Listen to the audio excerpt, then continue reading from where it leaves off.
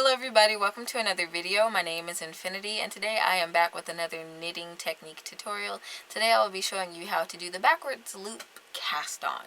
It is fairly simple to do and it is used to add stitches in a row, and it is used for shaping. So like when you're making your vest and things like that, when you're trying to shape the armhole and add stitches and whatnot, so that's what this is used for. So without further ado, I'm going to jump into this tutorial.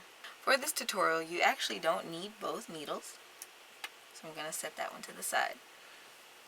What I want to do is pick up my work, and I want to make sure my yarn is to the outer side of my work, so over here, right? And I'm going to pick up my working yarn. Then I'm going to take my thumb, go behind the working yarn, underneath, and back up to make a little loop there, right? And I want to make this kind of snug because you will have some extra slack there. You might be able to see that here where I did a couple cast on stitches earlier on in my swatch. Alright, then you're going to take the tip of your needle, you're going to go right to the bottom of that loop you made on your thumb, and then slowly pull your thumb out and cinch this closed.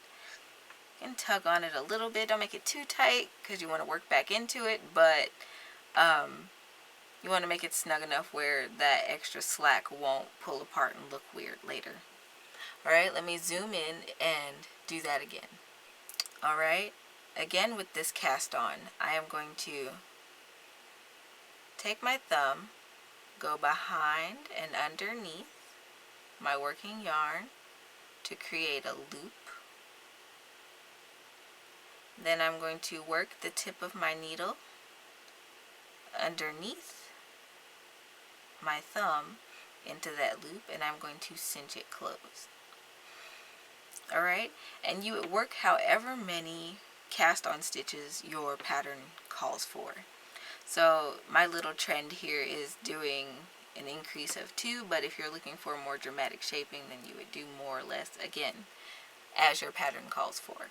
And then you can continue to work your pattern back and forth as you had been.